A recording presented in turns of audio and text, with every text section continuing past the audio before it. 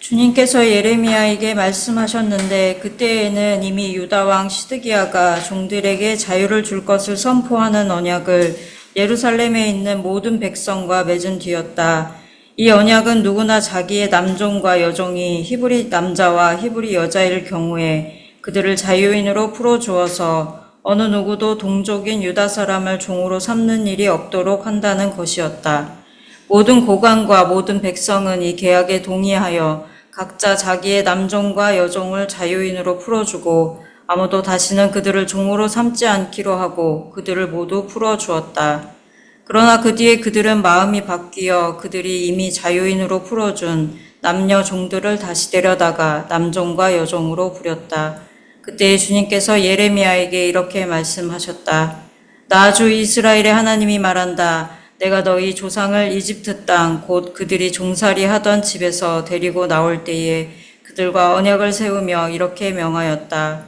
동족인 히브리 사람이 너에게 팔려온 지 7년째가 되거든 그를 풀어주어라. 그가 6년 동안 너를 섬기면 그 다음 해에는 내가 그를 자유인으로 풀어주어서 너에게서 떠나게 하여라. 그러나 너희 조상은 나의 말을 듣지도 않았으며 귀를 기울이지도 않았다. 그런데 최근에 와서야 너희가 비로소 마음을 돌이켜서 각자 동족에게 자유를 선언하여 줌으로써 내가 보기에 올바른 일을 하였다. 그것도 나를 섬기는 성전으로 들어와서 내 앞에서 언약까지 맺으며 한 것이었다. 그러나 너희가 또 돌아서서 내 이름을 더럽혀 놓았다. 너희가 각자의 남종과 여종들을 풀어주어 그들이 마음대로 자유인이 되게 하였으나 너희는 다시 그들을 데려다가 너희의 남종과 여종으로 부리고 있다. 그러므로 나 주가 말한다. 너희는 모두 너희의 친척, 너희의 동포에게 자유를 선언하라는 나의 명령을 듣지 않았다. 그러므로 보아라. 나도 너희에게 자유를 선언하여 너희가 전쟁과 연병과 기근으로 죽게 할 것이니 세상의 모든 민족이 이것을 보고 무서워 떨 것이다. 나 주가 하는 말이다. 아멘. 저희가 예레미야서를 공부하면서 하나 익숙해진 게 있다면 본문이 좀 길어도 전혀 당황하지 않는다는 것이죠. 보통 이렇게 설교를 하다 보면은 설교 본문이 길면은 뭔가 힘들다 이런 감정들을 없잖아 갖게 된 때가 있었는데 이제 익숙해지다 보니까 뭐 이 정도야 이런 생각을 하게 돼서 그것도 참 이런 것도 훈련이 좀 필요하지 않나라는 생각을 하게 됐습니다. 우리는 그동안 예레미야서를 함께 읽으면서 무엇보다도 하나님께서 이스라엘 백성들을 얼마나 사랑하시는지를 알게 되었습니다. 어느 성경보다도 심판에 대한 말씀이 참 많은데요. 그럼에도 불구하고 또 어떻게 보면 그럴수록 하나님이 얼마나 그들을 사랑하시는지를 알게 되었습니다. 마치 2D 영화로 봤던 장면을 4D 영화로 보는 것만큼 굉장히 입체적이었고 생생했습니다. 이 말씀을 우리가 함께 또 읽고 나눔으로써 그 생생함이 더해졌다는 것이 바로 함께 말씀을 읽고 나누는 힘이 아닌가 생각합니다. 예레미야서 본문 가운데 함께 나누고 싶은 그런 말씀들이 참으로 많습니다.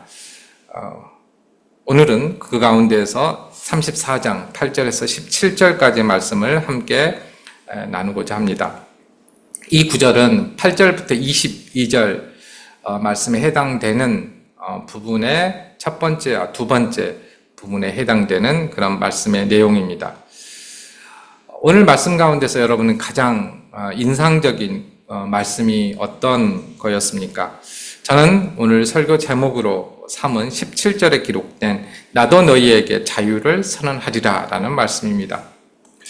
이 말씀은 이제 맥락 없이 그냥 이 말씀만 보면 그리고 이전에 하나님께서 하셨던 말씀만을 생각하고 이 말씀을 들으면 참 좋은 말씀처럼 들립니다.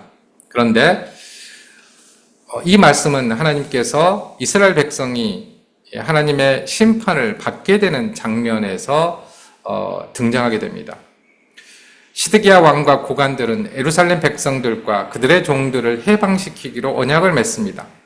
그런데 이후에 얼마 되지 않아 언약을 일방적으로 파기하죠. 그러자 하나님께서는 이들에게 언약을 파기한 이들에게 자유를 선언하십니다. 맥락상 상당히 낯선 그러한 말씀입니다. 그런데 이 말씀을 통해서 하나님께서 그의 백성들에게만 자유를 선언하시는 것이 아니라 하나님께서 통치하고 계시는 다른 영역이 있어서 이 대상에 대해서도 자유를 선언하신다는 사실을 알 수 있습니다. 심판의 자유를 하나님께서는 선언하십니다. 그의 백성들에게 자유를 선언하지 않으시고 전쟁과 연병과 기근에게 자유를 선언하셨습니다. 그의 백성들이 하나님께서 원하시는 기뻐하시는 자유를 그들의 이웃에게 선언하지 않자 하나님께서는 심판의 자유를 선언하셨습니다. 본문 말씀 중에 8절에서 10절에서는 시드기야 왕의 노예 해방 사건이 기록되어 있습니다. 그는 에레미야의 경고를 듣고 예루살렘의 백성들과 그들의 종들을 해방시키는 언약을 맺습니다. 성경에 직접적으로 성경에는 언급되어 있지 않지만 언약을 맺게 된 당시의 정치적인 상황을 보면 이 언약의 진정성에 대해서 조금은 의문을 갖게 합니다. 당시에는 바벨론 왕 느부갓네살이 유다를 침공해서 예루살렘을 포위하고 있는 상태였죠. 이로 인해서 시드기야 왕은 강력한 바벨론 군대 압박을 받고 있었습니다. 그래서 군사적으로나 경제적으로 매우 어려운 상황에 처해 있었죠. 모든 것을 봉쇄하니까 이제 그 기간이 길어지면 길어질수록 안에 고립되어서 식량은 고갈되고 주민들의 사기는 점점점 떨어질 수밖에 없습니다. 종들을 풀어주는 자유선언, 노예 해방선언은 바로 이런 상황에서 취해진 조치입니다. 시드기야 왕은 자신의 동족인 히브리 종들에게 해방을 선포했습니다. 그는 레위기 25장 10절에 나오는 희년에 관련된 말씀을 실행하는 것처럼 보입니다. 너희는 50년이 시작되는 이 해를 거룩한 해로 정하고 전국의 모든 거민에게 자유를 선포하여라. 이 해는 너희가 희년으로 누릴 해이다. 이 해는 너희가 유산 곧 분배받은 땅으로 돌아가는 해이며 저마다 가족에게로 돌아가는 해이다. 그러니까 7년마다 또 50년마다 하나님께서는 자유의 선언을 실행해야 된다라고 말씀을 하셨죠. 그러니까 출애굽 이후에 이스라엘 백성들은 일정 기간이 지나면 모든 종들에게 해방을 선언해야 했습니다. 이것은 하나님 앞에서 정의와 공의를 실천하는 것이었습니다. 그런데 우리는 11절 말씀을 읽는 순간 뭔가 잘못되었다는 사실을 느끼게 됩니다. 그리고 시드기야 왕이 맺은 노예 해방 선언의 진정성을 의심하게 됩니다. 그는 갑자기 언약을 파기했기 때문이죠. 그는 자유인으로 풀어준 종들을 다시 데려다가 종으로 부렸습니다. 오늘 본문에는 기록되어 있지 않지만 예루살렘이 바벨론의 위협으로부터 잠시 벗어나게 된 사건이 있었습니다. 37장 7절에 기록된 사건인 것 같습니다. 이 말씀에 따르면 이집트 바로의 군대가, 그러니까 바벨론의 군대가 예루살렘을 포위하고 있는 상황에서 이집트의 바로의 군대가 이제 이 바벨론에 대적하기 위해서 아니면 유다를 돕기 위해서 출동을 했습니다. 그런데 이 소식을 듣고 바벨론 군사들이 잠시 예루살렘을 포위했던 그 상황에서 잠시 퇴각을 했었습니다. 그 기간이 얼마였는지는 정확하게 알 수 없지만 짧았던 것은 분명합니다. 짧은 기간이었지만 주변 정세의 변화로 시드기야 왕과 예루살렘 고관들은 아마 안도감을 느꼈을 것이고 바벨론의 위협으로부터 완전히 벗어났다고 생각했을 것입니다. 에레미야를 제외하고는 나머지 선지자들은 전부 다 바벨론 포로가 되지 않을 것이라고 예언을 했기 때문에 이런 소리에 둘러싸여서 이게 마침 이 거짓 예언 선지자들의 예언이 실현되는 것처럼 믿었을 가능성이 굉장히 크죠. 그렇기 때문에 이 짧은 기간이었지만 빠른 조치를 취합니다. 그럼으로써 시드기야 왕과 고관들의 악한 본심이 드러났습니다. 종들을 해방시키는 것이 하나님의 말씀에 대한 순종이 아니었던 것이죠. 시드기야 왕의 언약은 진정으로 회개하고 결단한 행동이 아니었습니다. 예루살렘의 방어력을 강화하기 위해서 종들을 해방시키고 그들을 군사로 활용하려고 했던 것이죠. 그러니까 하나님의 말씀에 대한 순종이 아니라 전략적인 선택이었다는 것입니다. 그런데 우리가 이 부분을 좀 자세하게 천천히 읽어보면 그의 의도를 처음부터 예상할 수 있습니다. 우리가 주목해야 될 점이 하나 있는데요. 시드기야 왕이 예루살렘 백성들과 언약을 맺었다는 점입니다. 그냥 이렇게 쑥 잊고 지나갈 때는 저도 이거를 뭔가 이상하다는 점을 눈치채지 못했는데요. 보면 볼수록 설교를 준비하면서 이 부분이 굉장히 어색했습니다. 시드기야는 이미 하나님과 이스라엘 백성 사이에 맺어진 언약, 즉 시내 산 언약에 포함된 희년법을 알고 있었습니다. 만약 그가 하나님의 말씀에 순종하려고 했다면 희년법을 다시 한번 선포하고 실행하면 됩니다. 그것은 하나님과 이스라엘 백성 사이에 맺은 언약이죠. 그러니까 종들을 해방시키려고 하는 것은 하나님의 의지에 따라서, 하나님의 뜻에 따라서 하나님과 이스라엘 백성 사이에 맺은 언약입니다. 그거에 근거해서 이제 해방을 시켜야 되는 것이죠. 그런데 시드기야 왕은 스스로 언약의 당사자가 돼서 마치 새로운 언약처럼 예루살렘 백성과 자신이 언약을 맺게 됩니다. 이렇게 함으로써 하나님과 맺은 언약을 자신과 맺은 언약으로 교묘하게 바꿔버린 것이죠. 그러니까 이렇게 되면 종들을 해방시키는 것이 하나님의 뜻이 아니라 마치 자신의 뜻인 것처럼 포장하게 된다는 것이죠. 그러니까 그 칭찬을 누가 받느냐? 하나님이 받는 게 아니라 자신이 받게 된다는 것입니다. 하나님의 받을 영광을 자신이 가로챈 것이죠. 또한 언약을 파기하더라도 그것은 하나님께 불순종한 것이 아닙니다. 이렇게 되면은 자신보다 못한 신분이 낮은 이들과 계약을 파기하는 것이기 때문에 책임질 일이 없는 것이죠. 겉으로는 하나님의 말씀에 순종하는 것처럼 보이지만 실제로는 불순종에 해당되는 것입니다. 결국 하나님께서 선포하신 참된 자유의 선포는 이 시드기야 왕으로 인해서 거짓 자유가 되고 말았습니다. 이 사건을 통해서 우리 인간에게 하나님의 말씀을 교묘하게 왜곡시키고 하나님께 드려야 할 영광을 가로채려는 죄성이 있다는 사실을 알 수 있습니다. 시드기야 왕의 모습은 우리의 모습이고 특별히 오늘날 목회자, 교회 지도자들의 모습이기도 합니다. 우리는 이 시드기야 왕을 반면 교사로 삼을 수 있어야 하겠습니다. 오늘 본문 말씀은 크게 세 부분으로 나눠지는데요. 오늘 본문 말씀 크게 두 부분으로 나눠지고요. 8절부터 22절까지는 이제 세 부분으로 나눠집니다. 8절부터 11절까지와 10절부터 17절까지의 말씀입니다. 이 두 문단 모두 시드기야 왕과 고관들이 종들에게 자유를 선포하는 장면과 다시 그 자유를 박탈하는 장면이 나옵니다. 두 문단 모두에게서. 즉 언약을 지키는 것과 언약을 파기하는 것을 대조시키고 있습니다. 그런데 앞 문단에서는 시드기야 왕과 고관들이 하나님의 명령을 따르는 것처럼 보이지만 실제로 자신의 필요에 따라 행동했다는 사실을 알 수 있습니다.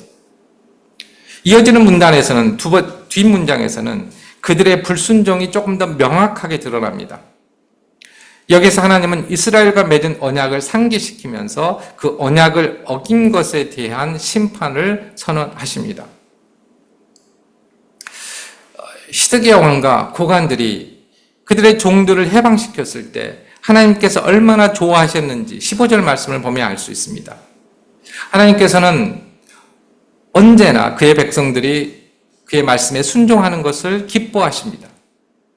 하나님께서는 종들에 대한 자유 선언을 들으시고 내가 보기에 내 눈에 이렇게 번역할 수도 있는데 내가 보기에 올바른 일을 하였다라고 말씀하십니다. 그러니까 하나님 백성의 기준에 맞게 올바른 행동을 했다라는 그런 의미죠. 하나님께서 특별히 이런 표현을 쓰실 만한 이유가 있습니다. 이스라엘 역사상 당시 에레미야 시대까지 한 번도 이 희년법이 지켜지지 않았기 때문입니다. 사실 에레미야 시대 이후 예수님 시대 또 초대교회 시대까지 그러니까 성경에 기록된 그 어느 곳에서 보더라도 유대인 사회에서 이 희년법에 따라 노예가 해방되었다는 기록이 없습니다. 각 시대마다 종이나 노예의 위치가 다르긴 하지만 노예제가 공식적으로 폐지된 것은 근대 이후입니다. 노예 무역의 중심지였던 영국에서는 1833년에 노예제가 폐지되었고요. 우리나라에서는 1894년 갑오개혁 때 공식적으로 노비 제도가 폐지되었습니다. 80년대에 노예제가 폐지된 나라도 있습니다. 모리타니아, 잘 생소한 작은 나라지만 사우디아라비아 같은 경우에는 1962년에 폐지되었습니다. 현대라고 말할 수 있죠. 왜 이렇게 오랫동안 노예제는 폐지되지 못했고 희년은 지켜지지 못했던 것일까요? 왜 사람들은 누군가를 자신의 종이나 노예로 두려고 하는 걸까요? 오늘날에는 노예제가 대부분의 나라에서 공식적으로 다 폐지되었습니다. 하지만 완전히 사라진 것이 아닙니다. 다양한 종류의 갑질과 착취 형태가 여전히 남아 있습니다. 어떤 사람은 갑질과 착취를 통해서 노동력을 확보함으로써 경제적 부를 축적하고 이를 통해서 보다 큰 정치적인 권력을 얻습니다. 어떤 사람은 이웃을 종이나 노예처럼 부림으로써 자신이 우월하다는 것을 확인하고 자존감을 높이기도 합니다.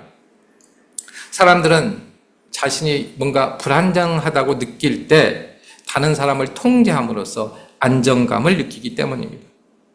그러나 성경은 분명히 권력을 남용하고 타인을 억압하는 모든 종류의 형태는 죄라고 말합니다. 현대인들이 아주 싫어하는 죄라고 말합니다. 하나님께서 모든 인간을 하나님의 형상으로 창조하셨고 모두에게 동등한 존엄과 가치를 주셨다는 사실을 이해하지 못하면 이런 죄는 아주 쉽게 짓게 됩니다. 그리고 전혀 죄책감을 못 느끼게 되는 것이죠. 그런데 시드기야 왕과 고관들은 이 어려운 노예 해방을 선언했습니다. 그리고 자신의 의지를 확고하게 드러내기 위해서 하나님의 성전 안에서 하나님 앞에서 이에 대한 언약을 맺었습니다. 그들은 그러나 금세 이 언약을 깨트리죠. 주변의 위협이 사라지자 하나님 앞에서 맺은 언약을 휴지 조각처럼 내버립니다. 맹세와 관련해서 레위기 19장 12절 말씀에 이렇게 기록되어 있습니다. 나의 이름으로 거짓 맹세를 하여 너의 하나님의 이름을 더럽혀서는 안 된다. 나는 주다. 그러니까 하나님의 이름으로 맹세하고 그걸 지키지 않는 이 거짓 맹세는 신성 모독입니다. 가장 큰 죄에 해당되는 것이죠.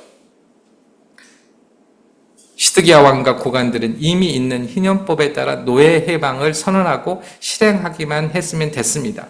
그런데 그들은 성전 안에서 이 언약을 지키겠다고 추가로 언약을 맺고 맹세를 합니다. 사실 불필요한 행동입니다. 아마도 시드기야 왕은 자신의 의지를 드러내기 위해서 이 맹세 의식을 거행한 것 같습니다. 그런데 굳이 하지 않아도 되었던 이 맹세로 인해서 신성 모독이라는 죄를 짓게 됩니다. 오늘 본문 말씀에서 시드기야와 이스라엘 백성들이 받게 되는 심판은 희년법을 잘 지키지 않았기 때문이기도 하겠지만 거짓 맹세를 통해서 하나님의 이름을 더럽혔기 때문이기도 합니다. 둘 중 하나라고 말할 수 없지만 강조점을 보면 뒤에 더 큰 강조가 있다는 것을 알 수 있습니다. 히스기야가 맹세를 깨뜨리지 않았다면 그동안 지키지 않고 있었던 희년법을 갑자기 꺼내서 하나님께서 심판을 내리셨을까요? 겉으로는 하나님의 말씀에 순종하는 척하면서 실제로는 하나님의 이름을 더럽혔기 때문에 하나님께서는 이런 심판을 내리지 않으셨을까요? 하나님의 이름을 욕되게 했을 때, 순종하는 척하면서 그의 이름을 더럽혔을 때 오늘 본문의 말씀을 보면 더 큰 화를 불러온다는 것을 알 수 있습니다. 오늘날에도 하나님께 받은 영광을 자신이 받으려는 경우가 많이 있습니다. 상대적으로 목회자나 주요 직분자들에게 이런 유혹들이 많습니다. 예를 들면 교회 재정을 사용하면서 자신의 이름을 남기려고 합니다. 우리가 다 알고 있듯이 선거에 나가서 교회 이제 헌금을 사용하죠. 요즘 이제 몇몇 학교에 가보면은 교회 학교에 후원한 사람들의 명단이 유행인가 봐요. 이렇게 로비에 이름이 딱 이렇게 붙여져 있습니다.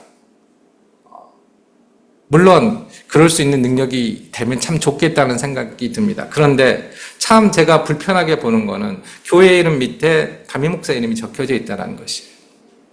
본인이 기부한 게 아니잖아요. 제가 잘 아는 친구도 이름이 있길래 야, 좀 이건 아니지 않냐 이렇게 말했더니 빼달라고 했는데 안 빼줬답니다.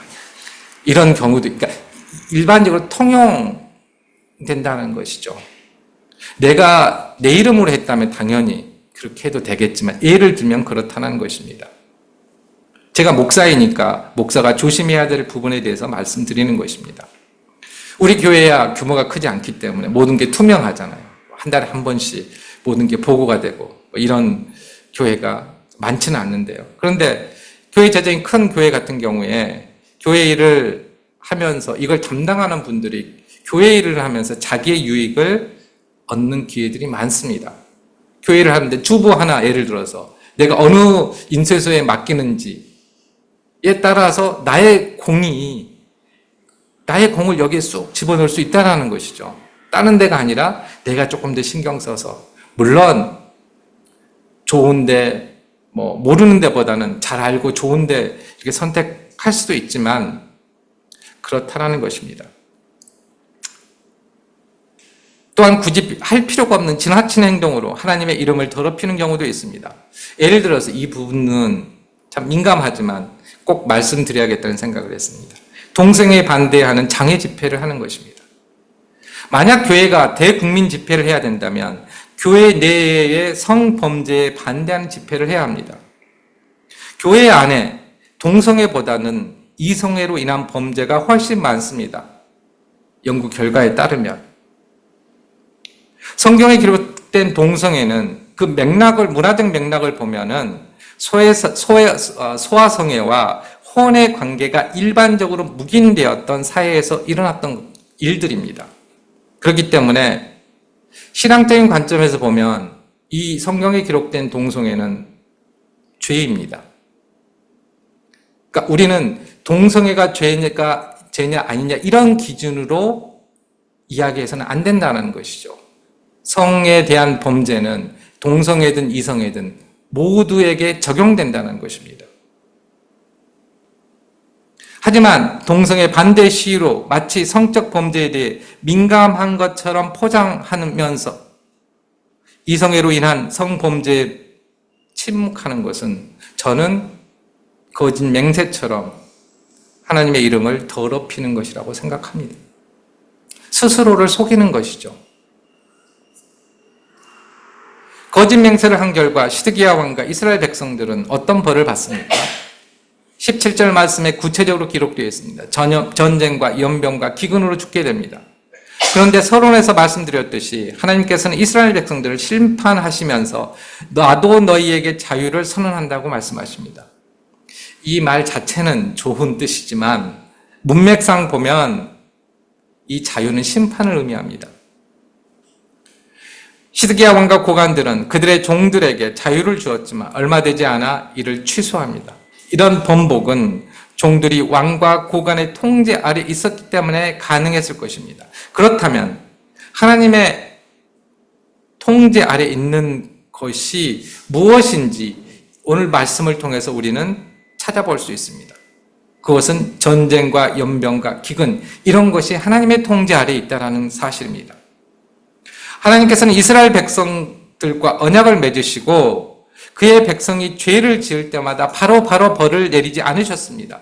우리에 대해서도 마찬가지시죠. 그들이 죄 지은 결과로 인해 그들을 해칠 수 있는, 그러니까 죄의 결과로 당연히 이어질 수밖에 없는 전쟁과 연병과 기근을 오랫동안 하나님께서는 우리를 사랑하셔서 붙잡아 두셨습니다. 그런데 만약에 하나님과 이스라엘 백성이 언약 관계에 있지 않다면 어떻게 될까요? 하나님께서는 이것들을 붙잡아 둘 이유가 없는 것이죠. 자연스럽게 전쟁과 연병과 기근은 자유를 얻게 될 것입니다. 징벌이 아니라 자연스럽게 전쟁과 전염병과 기근이 있을 수밖에 없다는 것입니다. 인간이 받게 되는 심판은 잘못도 안 했는데 받는 것이 아니라 하나님의 화풀이로 받는 것이 아니라는 것입니다. 오히려 인간이 평안을 누리는 이유는 죄로 인해서 훨씬 더 많은 전쟁과 전염병과 기근이 생길 수 있음에도 불구하고 하나님께서 이것들에게 자유를 주지 않고 꽉 붙잡고 계시기 때문이라는 것입니다. 하나님을 믿지 않는 사람들은 하나님이 계시고 그가 선하다면 왜 이 땅에 전쟁과 전염병과 기근이 있을 수 있겠냐라고 반문합니다. 그런데 성경은 선한 하나님이 계시기 때문에 인간의 죄로 인해 일어날 수밖에 없는 전쟁과 전염병과 기근이 훨씬 덜 일어난다라고 말하고 있습니다. 그리고 일어나더라도 그 가운데서 보호를 받을 수 있다고 말합니다. 지금 팔레스틴 지역과 우크라이나에서 일어나는 전쟁, 이 전쟁이 인간의 죄 때문이 아니면 무엇 때문입니까? 이 땅에서 일어나는 모든 불의한 사건은 인간은 선한데 하나님의 심통 때문에 일어나는 것이 아닙니다. 하나님이 지켜주지 않으시면 이 지구는 동시다발적으로 전쟁이 일어나도 이상하지 않을 만큼 죄악으로 가득 차 있습니다.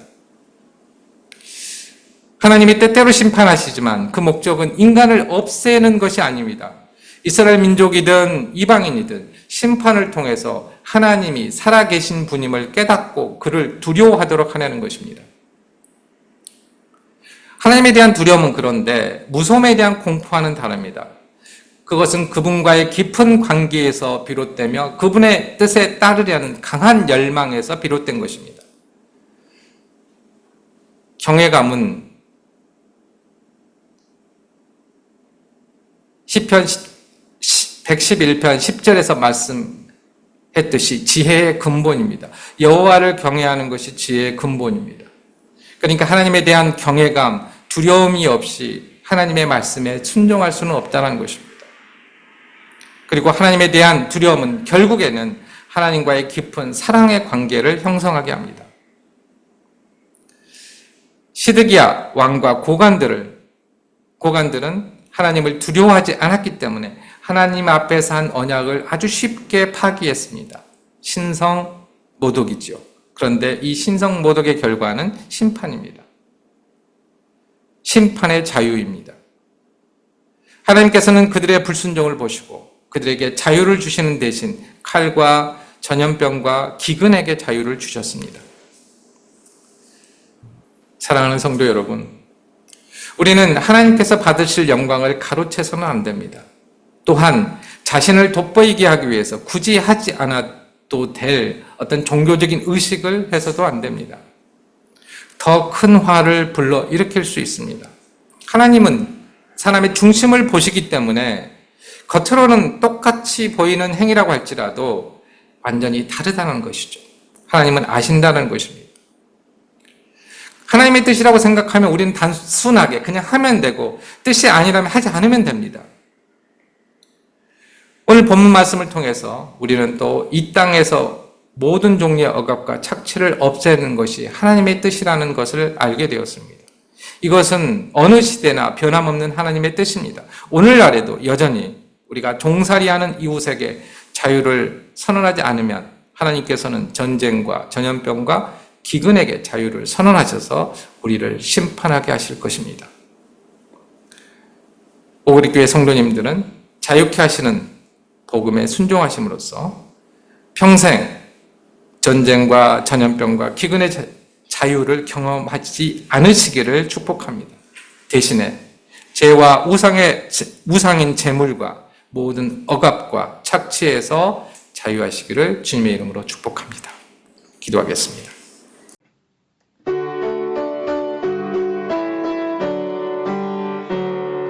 주여 우리 축복하소서. 당신의 평화를 주소서. 우리 위에 주의 손으로 주여 잡아주소서. 어두운 세상에 우리 두셔서 주